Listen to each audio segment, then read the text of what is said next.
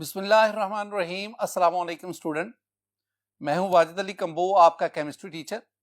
Student, second year chemistry में हम chapter 7 इसको स्टडी कर रहे हैं। आज इस चैप्टर में हम एक इंपॉर्टेंट टॉपिक उसको स्टडी करने जा रहे हैं और वो है क्रैकिंग एंड इट्स टाइप। तो आइए हम आगाज करते हैं, cracking and it's type. My dear student, पहले तो हम ये जानेंगे ना कि क्रैकिंग की जरूरत क्या है, क्यों हम क्रैकिंग करते हैं। इसके लिए एक बात ध्यान में रखें कि हमारे पास जो फ्रैक्शनल डिस्टिलेशन ऑफ पेट्रोलियम थी, जो लास्ट लेक्चर में हमने स्टडी किया था, फ्रैक्शनल डिस्टिलेशन ऑफ पेट्रोलियम से हमारे पास डिफरेंट फ्रैक्शंस हासिल हुई, जिसको हमने नेचुरल गैस कहा, जिसको हमने पेट्रोलियम ईथर, हमारे पास लिग्राइन था, हमारे पास gasoline, petrol, kerosene oil, gas oil, lubricating oil, paraffin था, asphalt था। ये हमारे पास डिफरेंट फ्रैक्शंस हासिल हुई थी। इसमें कुछ फ्रैक्शन जो है they consist of lower hydrocarbon, I mean those hydrocarbon which are more volatile, they have low boiling point. और कुछ ऐसे थे हमारे पास फ्रैक्शन जिसमें हाइड्रोकार्बन उनकी चेन लेंथ ज्यादा थी।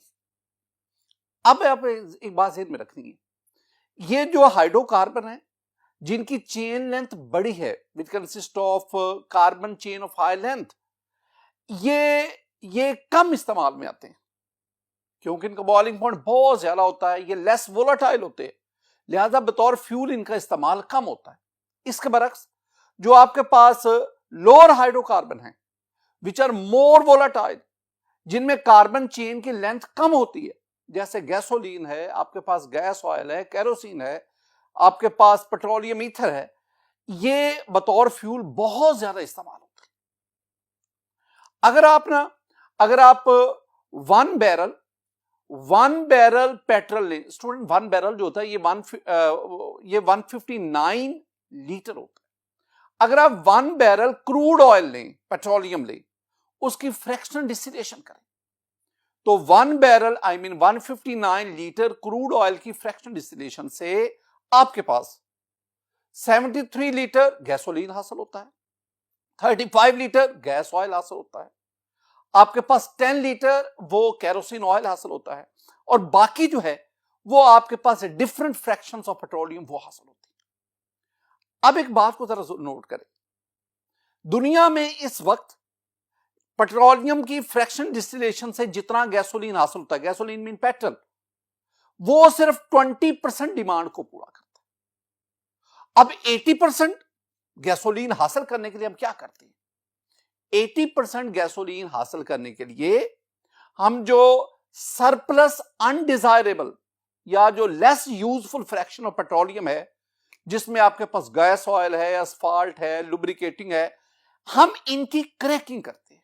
या दूसरे अल्फाज में हम भला क्या करते हैं, हम ऐसे हाइड्रोकार्बन जिनकी कार्बन चेन लेंथ ज्यादा होती है, बड़ी होती है, उनको क्रैक करके लोअर हाइड्रोकार्बन में कन्वर्ट करते हैं, और यूं गैसोलीन या दूसरी फ्रैक्शन जो है जिनका इस्तेमाल ज्यादा है, प्रोडक्शन कम है, हम उनको इस क्रैकिंग प्रोसेस से हायर हाइड्रोकार्बन से हासिल करते हैं।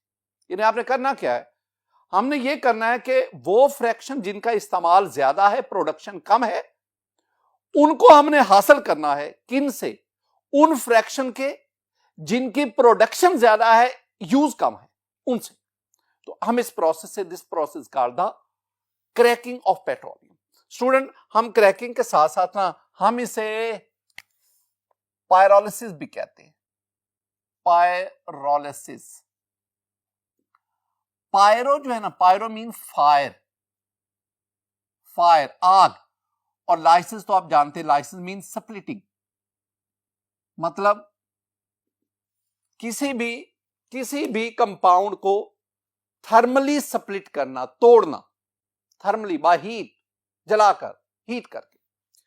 स्टूडेंट, पहले तो हमें ना क्रैकिंग की डेफिनेशन आनी चाहिए। क्रैकिंग है क्या? क्रैकिंग में देखें, थर्मल डीकंपोजिशन, अल्फाज थर्मल डीकंपोजिशन, किसी भी कंपाउंड की ब्रेकडाउन, किसी भी कंपाउंड को क्रैक करना with the help of therm mean heat. तो thermal decomposition, break down by heating, this is called thermal decomposition of higher hydrocarbons having high boiling points.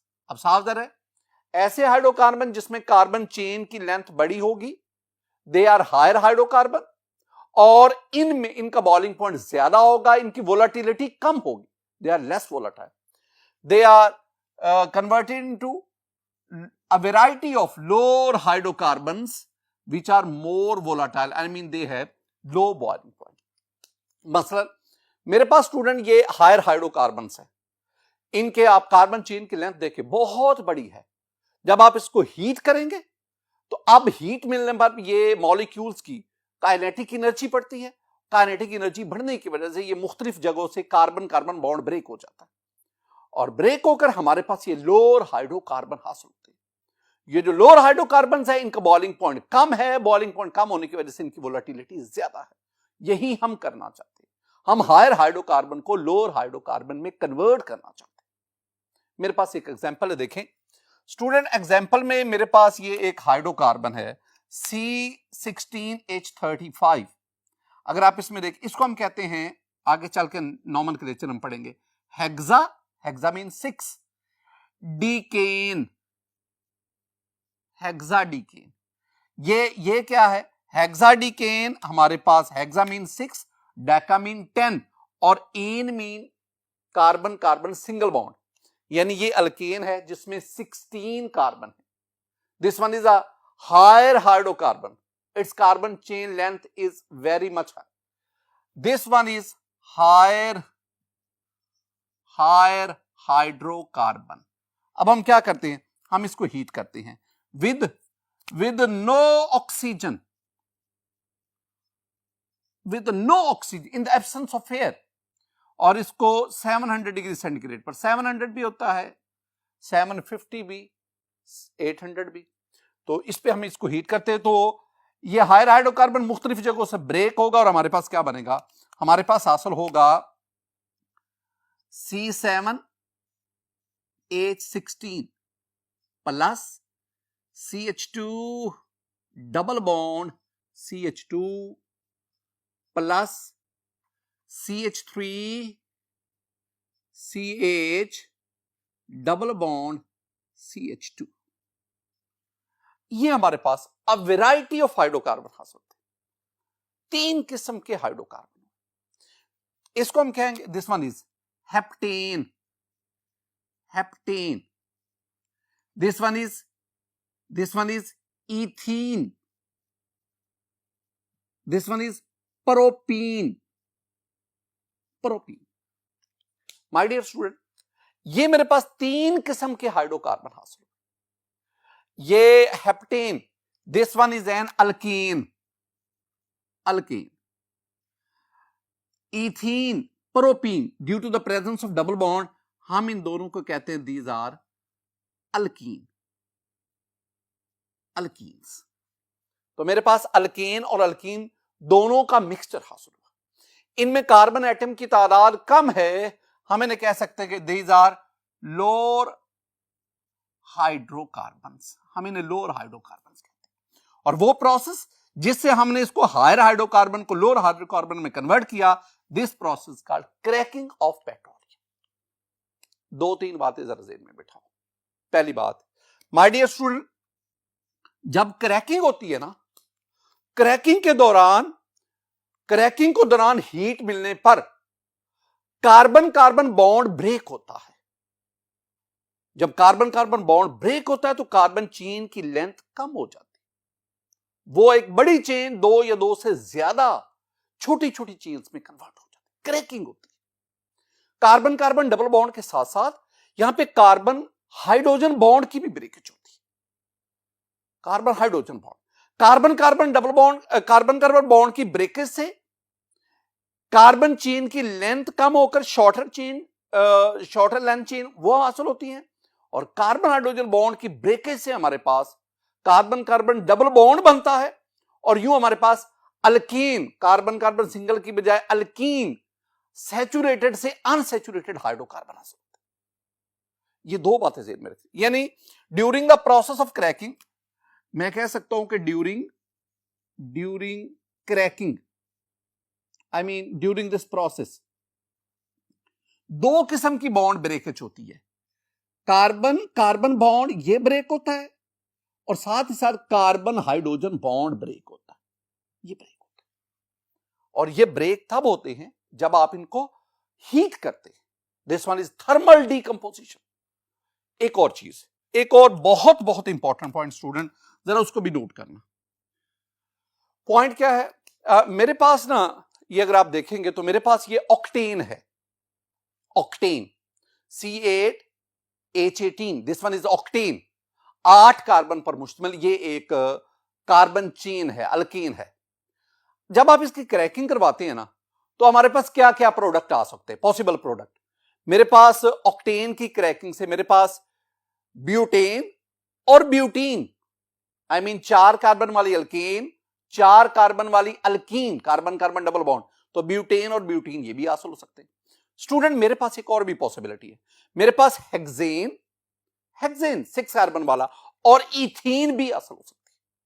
तो मेरे पास जो दो प्रोडक्ट हासिल हुए, इसमें एक में 6 कार्बन, दूसरे में 2 कार्बन, तो 8 कार्बन उधर हो गए, तो एक अल्केन और एक अल्कीन हासिल हुआ। एक और भी पॉसिबिलिटी है स्टूडेंट, मेरे पास ब्यूटेन हासिल हुआ, मेरे पास इथीन हासिल हुई, मेरे पास मीथेन हासिल हुआ, और मेरे पास कोक बनी, कार्बन, ये भी आ सकती। अब इसका मतलब क्या हुआ, ऑक्टेन की क्रैकिंग से मेरे पास 3 डिफरेंट टाइप्स इसके प्रोडक्ट हासिल होते हैं। अब इनमें है क्या, एक्चुअली क्या हासिल होता है स्टूडेंट, एक सेंटेंस याद रखना, the composition of product during cracking, the composition of product depends upon the condition used during cracking. मैंने क्या कहा, मैंने कहा composition of product, composition of product depends upon conditions mean temperature, pressure, अगर आपने कैटलिस्ट भी यूज किया है, conditions used during cracking। हम आगे बढ़ते हैं स्टूडेंट, मेरे पास क्रैकिंग के बाद टाइप्स ऑफ क्रैकिंग, क्रैकिंग की टाइप्स, बुनियादी तौर पर क्रैकिंग की ना स्टूडेंट 4 टाइप्स हैं। एक हम कहते हैं थर्मल क्रैकिंग, थर्मल क्रैकिंग। दूसरा मेरे पास आ गया स्टीम क्रैकिंग, बाज लोग कहते हैं steam is a type of thermal. बहरहाल we have the catalytic cracking, cat cracking, and we have the hydro cracking, hydro cracking. लेकिन ना आप इस हाइड्रो क्रैकिंग को छोड़ें, हमारे सिलेबस में ये 3 किस्म की है, steam cracking, catalytic cracking, thermal cracking. हम इनको वन बाय वन डिस्कस करते हैं। Let's start from the thermal cracking. Student पहले मैं ना एक सेंटेंस लिखता हूं, फिर मैं आपको थर्मल क्रैकिंग समझाता हूं। सेंटेंस क्या है, सेंटेंस है मेरे पास कि ब्रेकिंग डाउन ऑफ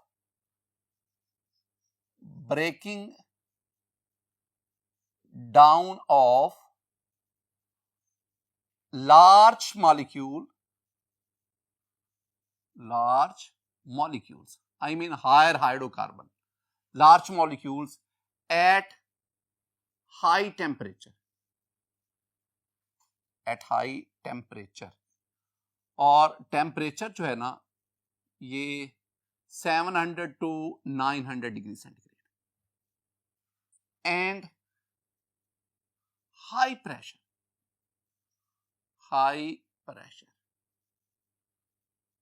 ये हाई प्रेशर ना तकरीबन 70 एटमॉस्फेयर तक।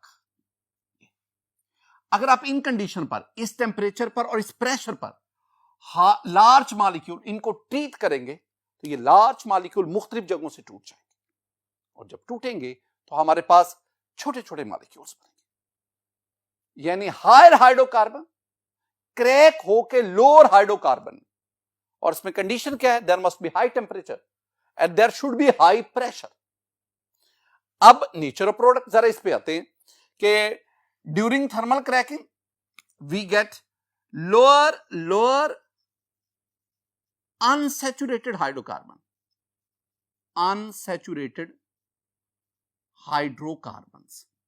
I mean ethene, carbon carbon double bond, 2 carbon और डबल बॉन्ड, प्रोपीन, ब्यूटीन, अगर आप नोट करो ना इन सब के एंड पे इन, ये भी इन और ये भी इन, I mean these are unsaturated mean there is carbon carbon double bond, ये सारे अल्कीन हैं, अल्कीन्स, और इनमें कार्बन कार्बन डबल बॉन्ड है। इसमें कितने कार्बन है? ये C2 है, H4, इसमें कितने कार्बन है? C3, H6, इसमें कितने कार्बन है? C4, H8, इसमें 2 कार्बन, 3 कार्बन, 4 कार्बन।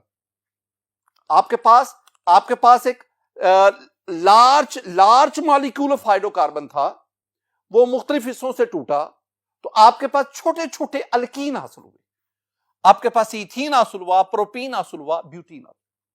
एक बात याद रखना, जितना टेम्परेचर ज्यादा करेंगे ना, जितना टेम्परेचर ज्यादा करेंगे उतने मॉलिक्यूल छोटे छोटे हिस्सों में कन्वर्ट होगा, और जितना टेम्परेचर कम होगा उतने जो प्रोडक्ट के मॉलिक्यूल होंगे उनमें कार्बन चेन की लेंथ ज्यादा होगी।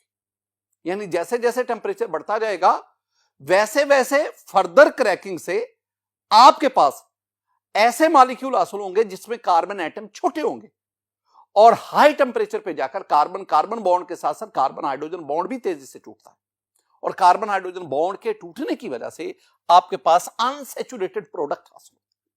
यही वो इथीन है, यही वो प्रोपीन है जिसकी पॉलीमराइजेशन से आपके पास वैरायटी ऑफ पॉलीमर हासिल होते हैं। पॉलीथीन है, पॉलीप्रोपाइलीन है, और बहुत बड़ी तादाद में आपके पास सिंथेटिक प्लास्टिक हासिल होते हैं। Student, next we have the catalytic cracking. अच्छा, इसमें ना एक और भी बात, ये एंटी टेस्ट वगैरह के स्टूडेंट उनके लिए, माय डियर स्टूडेंट, ये जो मेरे पास थर्मल क्रैकिंग है ना, ये जो थर्मल क्रैकिंग है, it involves the free radical mechanism. ये फ्री रेडिकल मैकेनिज्म कहता है। ये फ्री रेडिकल मैकेनिज्म क्या है, ये चैप्टर नंबर 8 में जाके हम डिस्कस करेंगे। फिलहाल आपने इतना ध्यान में रखना है कि thermal cracking is carried out under free radical mechanism. Next we have the catalytic cracking. अब अगर आप हेडिंग देखेंगे तो cracking with the help of a catalyst. हमें एक सेंटेंस आपने ज़हन में बिठाना है स्टूडेंट। मेरे पास सेंटेंस है कि हायर हाइड्रोकार्बन्स, हाइड्रोकार्बन को मैं HC से लिख देता हूं, higher hydrocarbons can be converted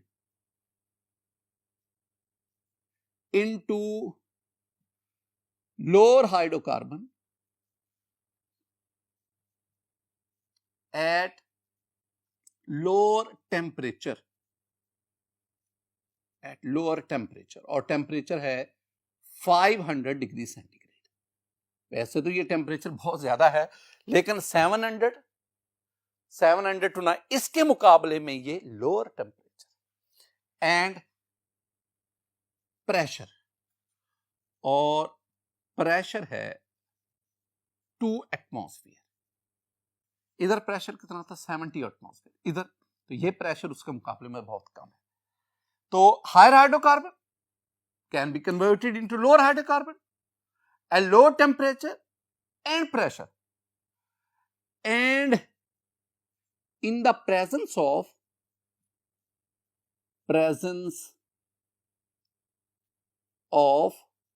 a suitable catalyst,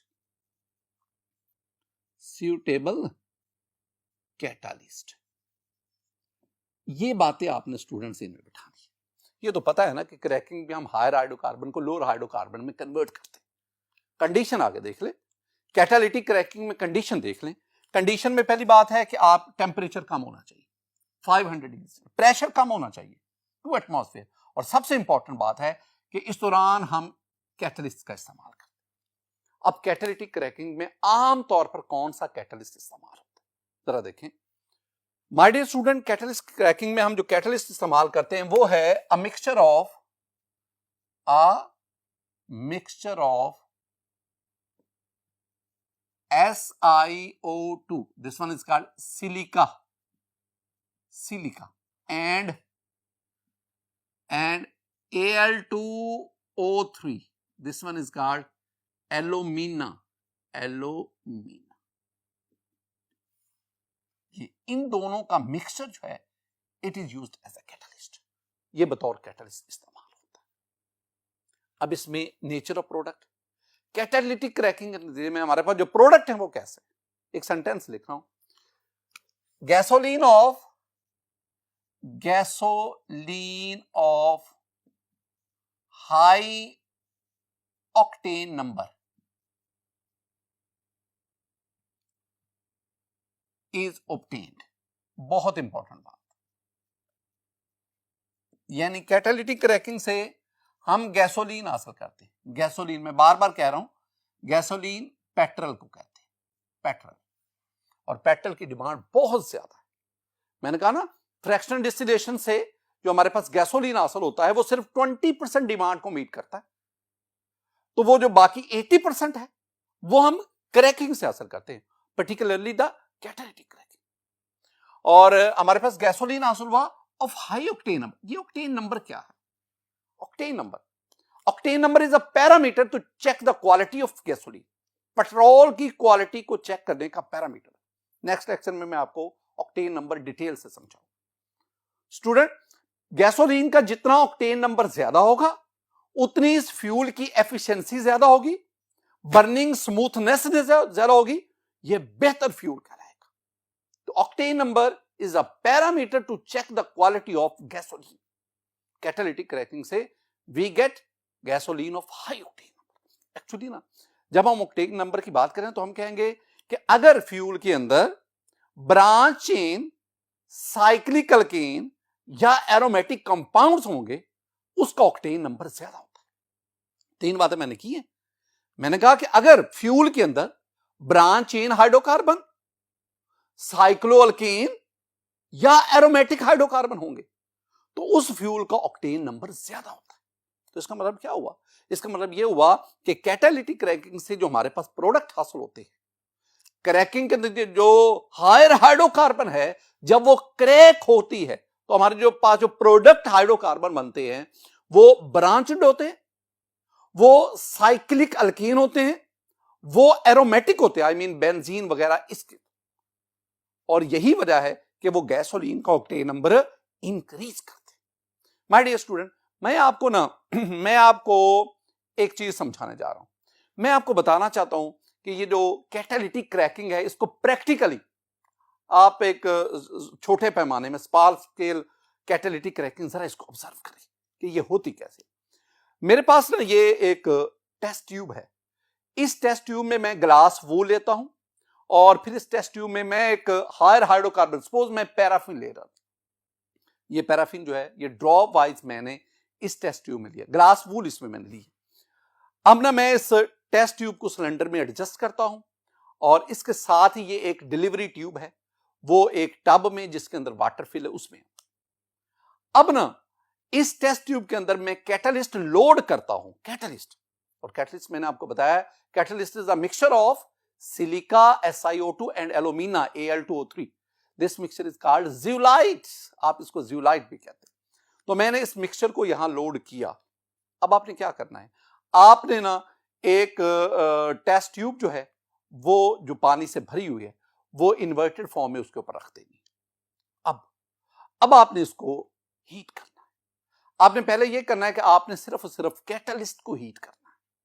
जैसे जैसे आप कैटलिस्ट को हीट करते जाएंगे बबल्स प्रोड्यूस होंगे और ये बबल्स दूसरी तरफ जाकर इन्वर्टेड जो है ग्लास ट्यूब, टेस्ट ट्यूब, उसके अंदर कलेक्ट होते जाएंगे by the downward displacement of water. अब आप इस पैराफिन इसको भी हीट करें। अब कैटलिस्ट पैराफिन दोनों को वन बाय वन हीट करते जाए, दोनों को हॉट फॉर्म में रखना है, टेम्परेचर पहुंचाते जाए। अब आप देखेंगे आपके पास ये पहली जो टेस्ट ट्यूब ये फिल होगी, इसको साइड पर रखें, ये दूसरी टेस्ट ट्यूब भी फिल कर लें। आप इसी तरह ये प्रोसेस कंटिन्यू रखें और आप 4 से 5 टेस्ट ट्यूब इनको फिल कर लें। अब आपके पास ये 5 टेस्ट ट्यूब्स आ गई, इन टेस्ट ट्यूब को हमने कैटालिटिक क्रैकिंग से इनमें प्रोडक्ट गैसेस ले आ गए। अब इसमें ये जो पहले 2 टेस्ट ट्यूब है ना, इनको डिस्कार्ड कर दे, क्योंकि इसके अंदर जो है वो जो एयर ट्रैप थी वो ज्यादातर इसमें आ गई। अब ये जो तीसरी टेस्ट ट्यूब है, आप इसमें देखना चाहते हैं क्या इसमें हाइड्रोकार्बन है कि नहीं, आप इसको स्मेल आउट करें। हाइड्रोकार्बन की एक पेक्यूलर स्मेल जो है वो आपको महसूस होगी। दूसरा, आप इसकी कंबस्शन चेक कर लें, ये देखें ये कंबस्शन शो कर रहा है, इसका मतलब इसके अंदर कोई लोअर हाइड्रोकार्बन मौजूद है। अब ये जो 2 बाकी हैं टेस्ट ट्यूब, इसमें हम ना प्रेजेंस ऑफ अनसैचुरेटेड कंपाउंड यानी अल्कीन, उसकी प्रेजेंस चेक करना चाहते हैं। अल्कीन की प्रेजेंस को चेक करने के लिए आप बायर्स टेस्ट करें। आप इसके अंदर ये पर्पल कलर का अल्कलाइन KMnO4 इसको डालें। जब इसको डालें, इसको अच्छी तरह हिलाएं, तो आप देखेंगे अल्कलाइन KMnO4 इसका पर्पल कलर डिस्चार्ज हो गया, ये कलरलेस हो गया। इसका कलरलेस हो जाना ये शो करता है कि इसके अंदर unsaturated hydrocarbon I mean alkyne या अल्काइन वो मौजूद था। इसका मतलब हुआ इस कैटालिटिक क्रैकिंग के दौरान आपके पास हाइड्रोकार्बन सैचुरेटेड के साथ साथ अनसैचुरेटेड हाइड्रोकार्बन भी बड़ी तादाद में बनते। माय डियर स्टूडेंट, आपके पास ये जो कैटलिस्ट बाकी बचा, कैटलिस्ट जो है ये आपको पता है कि रिएक्शन में यूज तो नहीं होता, यानी ये एट द एंड आपके पास दोबारा वैसे ही हासिल हो जाता है, लेकिन इस कैटलिस्ट के ऊपर कोक डिपॉजिट होगी। कोक, आप इस कोक को आसानी से, कोक की वजह से इसका कलर देखेंगे ये ब्लैक हो गया, आप इस कोक को डिफरेंट प्रोसेस के जरिए रिमूव कर सकते हैं। तो this one is a very simple experiment of catalytic cracking. My dear student, हम आगे बढ़ते हैं। We have the last type, that is steam cracking. Steam cracking नाम से जाहिर। अब स्टीम क्रैकिंग, इसके लिए भी एक सेंटेंस आपको याद करना पड़ेगा। सेंटेंस है मेरे पास, in this process higher hydrocarbon, higher hydrocarbon, जहां भी मैं HC लिखूं it means hydrocarbon, higher hydrocarbon in vapour phase, in vapor phase are mixed with steam heated for a short duration, heated for a short duration, for a short duration to about 900 degrees centigrade and then cooled rapidly. ये चीज, this one is the steam cracking. जरा इन चीजों को देखना। मैंने कहा कि इस प्रोसेस में, आई मीन स्टीम क्रैकिंग में, higher hydrocarbon, my dear student, higher hydrocarbon, अगर आप पैराफिन की बात करें या पेट्रोलियम कोक की बात करें, तो वो सॉलिड या सेमी सॉलिड फेज में एग्जिस्ट करते हैं। तो हायर हाइड्रोकार्बन लेकर उनको पहले वेपर्स फॉर्म में लाएं, हीट करके पहले उनको वेपर्स फॉर्म में लाएं। तो जब वो वेपर फेज में आ जाएं, हायर हाइड्रोकार्बन वेपर फेज में आ जाएं, फिर आप उनको स्टीम के साथ मिक्स करेंगे, यानी you have a mixture of steam and vapours of higher hydrocarbon. जब इस मिक्सचर का हसूल हो गया, हासिल कर लिया, अब आप इस मिक्सचर को हीट करेंगे for a short duration at about 900 degree centigrade. Thermal cracking मैंने कहा था 700 टू मैक्सिमम 750 800 तक। कैटालिटिक क्रैकिंग हमने कहा 500 डिग्री सेंटीग्रेड, और यहां पे टेंपरेचर कितना है 900 डिग्री सेंटीग्रेड, बहुत ज्यादा टेंपरेचर। और फिर आपने इसको फौरन ठंडा करना है and cool rapidly. 900 degree centigrade पे मिक्सचर को हीट करके बहुत कम वक्त के लिए, फिर उसको अचानक आपने ठंडा करना, तेजी से ठंडा करना। मैंने पहले भी आपसे कहा कि जितना टेंपरेचर बढ़ाएंगे उतनी जो हायर हाइड्रोकार्बन में कार्बन चेन की लेंथ है वो ज्यादा क्रैकिंग होगी, उतने प्रोडक्ट जो आपके बनेंगे उतने वो शॉर्ट कार्बन चेन वाले होंगे। इसमें भी अगर मैं नेचर ऑफ प्रोडक्ट की बात करूंगा ना, स्टीम क्रैकिंग में, इसमें भी हमारे पास अनसैचुरेटेड हाइड्रोकार्बन हासिल होते हैं। अनसैचुरेटेड हाइड्रोकार्बन्स, अनसैचुरेटेड मैं बार बार कह रहा हूं, अनसैचुरेटेड से मेरी मुराद है where there is carbon carbon double bond, I mean ये लोअर अनसैचुरेटेड, और मैं लोअर भी साथ ऐड कर रहा हूं। लोअर से मेरी मुराद है ethene, propene, butene and so on, ये हमारे पास है। स्टूडेंट हम आगे बढ़ते हैं। Need of cracking. क्रैकिंग, बुनियादी तौर पर क्रैकिंग का मकसद है to meet the demand of useful petroleum fractions. ये बुनियादी तौर पर ये काम, मसलन हम इससे क्रैकिंग के जरिए हम गैसोलीन हासिल करना चाहते हैं, पेट्रोल, हम इससे जेट फ्यूल, जिसे मैं कैरोसिन ऑयल कह रहा हूं, जेट फ्यूल कैरोसिन ऑयल, इसको हासिल करना चाहते हैं। हम इससे एलपीजी हासिल करना चाहते हैं, एलपीजी लिक्विफाइड पेट्रोलियम गैस। ये वो यूजफुल फ्रैक्शंस हैं जो हम क्रैकिंग के जरिए हासिल करते हैं। बुनियादी तौर पर क्रैकिंग का ये मकसद है। लेकिन स्टूडेंट क्रैकिंग में ना इन मेन प्रोडक्ट के साथ साथ कुछ बाय प्रोडक्ट्स भी हासिल होते हैं, कुछ बाय प्रोडक्ट्स। मतलब कौन कौन से बाय प्रोडक्ट्स हासिल होते हैं क्रैकिंग के दौरान? आपके पास आ गया इथीन, बार बार कहता हूं, इथीन, प्रोपीन, ब्यूटीन, बेंजीन, ये एरोमेटिक है, और बहुत सारे। अब ये जो आपके पास बाय प्रोडक्ट है, these are very useful by product, they are used as starting material for the production of very valuable products. कौन कौन से प्रोडक्ट्स? माय डियर स्टूडेंट, आप ना इन्हीं जो बाय प्रोडक्ट्स हैं, इनके इस्तेमाल से आप ड्रग्स बना सकते हैं, आप इनके इस्तेमाल से फर्टिलाइजर बनाते हैं, weed killers, synthetic fibres, plastics, detergents, बहुत सारे केमिकल्स हैं जो आप इनसे हासिल करते हैं। मतलब एथानॉल है, फिनोल है, एसीटोन है, ये सारे के सारे प्रोडक्ट्स इन बाय प्रोडक्ट से हासिल होते हैं। स्टूडेंट, आज के इस लेक्चर में हमने क्रैकिंग को पढ़ा और बाद में हमने उसकी वेरियस टाइप्स को पढ़ा, I mean thermal cracking, catalytic cracking और स्टीम क्रैकिंग। और फिर हमने नीड ऑफ क्रैकिंग, ये नीड ऑफ क्रैकिंग वाला भी कभी शॉर्ट आंसर क्वेश्चन आता है। मेरी दुआ है कि अल्लाह ताला आप पर अपना फजल फरमाए, अल्लाह ताला आप पर अपना करम फरमाए, अल्लाह ताला आपके इल्म में इजाफा फरमाए, अल्लाह ताला आपको छोटों के साथ शफकत और बड़ों का एहतराम करने की तौफीक दे। अस्सलाम वालेकुम व रहमतुल्लाह।